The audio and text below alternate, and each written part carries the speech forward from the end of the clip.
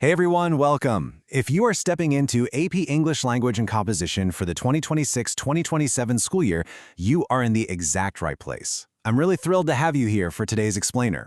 Look, I know you've probably been handed a massive stack of documents, syllabuses, department policies, rubrics, and let's be honest, it can feel pretty overwhelming at first glance. But don't worry, that is exactly why we're doing this.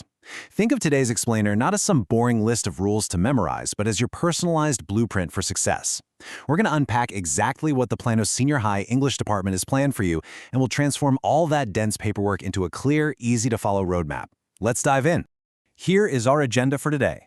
We're going to cover the core of AP Language, texts and course sequence, the AP exam breakdown, navigating grades and averages, revisions and late policies, and we will wrap up with academic integrity and citizenship. Section 1. The core of AP Language, the art of argument. So, what is this class actually about? Well, the central theme revolves entirely around argument.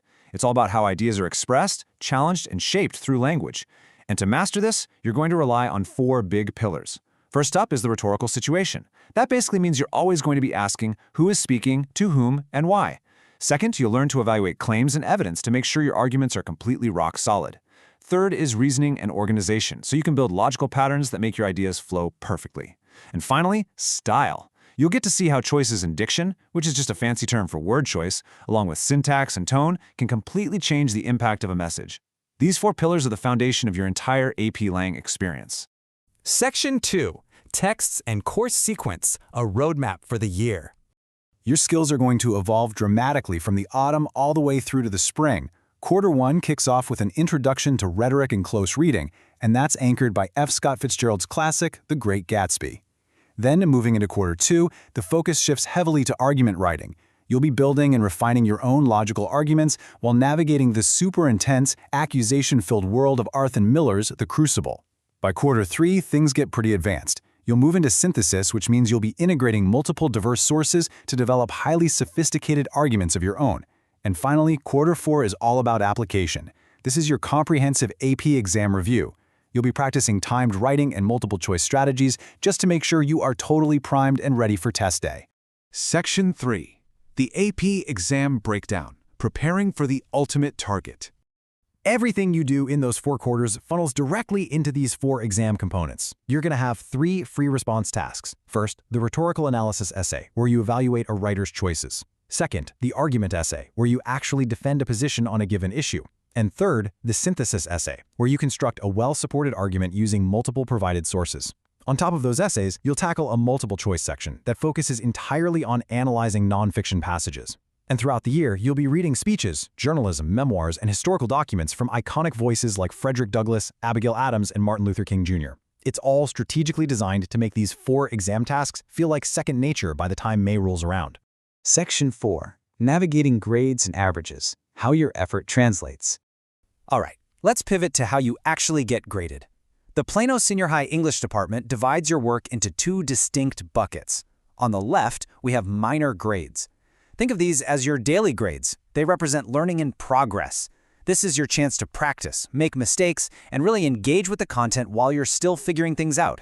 On the right, we have major grades. And the crucial thing to remember here is that major grades are summative. They reflect the end of a unit. They are the ultimate demonstration of your understanding and your ability to apply all those skills you've been practicing. And here's exactly how those grades combine at the end of the semester. It's pretty straightforward. Your first 9 weeks make up 40% of your final grade. The second 9 weeks make up another 40%, and your semester exam accounts for that final 20%. No mysteries, no surprises here at all. It's just a simple, clear formula that rewards your consistent effort across the entire semester. Section 5. Revisions and late policies, guardrails for academic growth. Now, this is a super important point. The AP English team explicitly states in their syllabus that they truly believe learning happens through practice, feedback, and revision. But there are limits. According to department policy, if you earn a failing grade, which is a 69 or below on a major grade assignment, you are allowed a maximum of exactly 2 for the entire term. Let me repeat that because it is a vital safety net that you need to understand. Major grades that receive a failing grade can only be submitted twice. That's it for the term, so you really want to use those opportunities wisely. And there are some strict rules attached to this revision process. First, the absolute highest score you can possibly earn on a resubmission is an 85. Also, your original grade and your revised grade will be averaged together, and that new averaged number is what actually goes into the Skyward system. So, say you got a 60 originally, and you knock it out of the park and get an 85 on the revision, your officially recorded grade becomes a 73.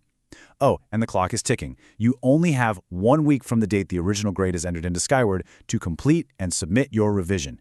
It's actually a really fantastic policy because it encourages a growth mindset, but it still maintains the rigorous expectations you'd expect from an AP-level course.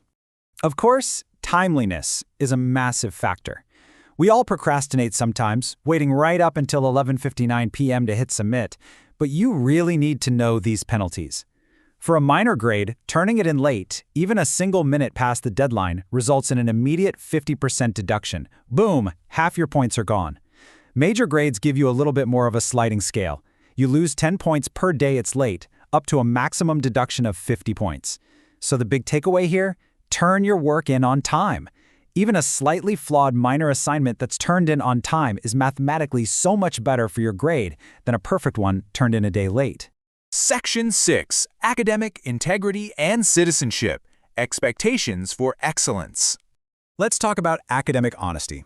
Plagiarism is academic misconduct, and it's defined clearly as using words, images, or ideas that aren't yours without giving proper credit. But pay attention to the specific additions for the modern era here. This explicitly includes the unauthorized use of AI technology. It also includes something called patch writing. If you haven't heard of that, patch writing is when you copy words from a text and just slightly switch out a few words or tweak the grammar to make it look like yours. You can't do that. The expectation across the board is that all of your work is entirely, authentically yours. Finally, part of being a good academic citizen is just owning your schedule, especially if you have to miss class. Makeup work is 100% your responsibility. Your teachers aren't going to chase you down in the hallway for it. The general rule of thumb is that you receive 1 day to complete makeup work for each day you're absent. Also, keep an eye on the clock during the school day. The guidelines specifically state that if you show up to class more than 10 minutes after it started, or even if you leave the classroom for more than 10 minutes to go to the bathroom, you are officially considered absent for that period. Well, we have covered a ton of ground today, right? Everything from the rigorous sequence of analyzing The Great Gatsby to the very specific math of averaging your major grade revisions. But I want to leave you with one final thought. Are you ready to build communication skills that will serve you throughout college and beyond? Because honestly, the ultimate goal of this course isn't just passing some AP exam in May. It's about developing the strong reading, writing, analytical, and critical thinking skills that you are going to use in your future career and your civic life. You've got the blueprint now. You know exactly what the expectations are. Now it's time to get out there and build something incredible this year. Thanks so much for joining me on this explainer, and happy learning.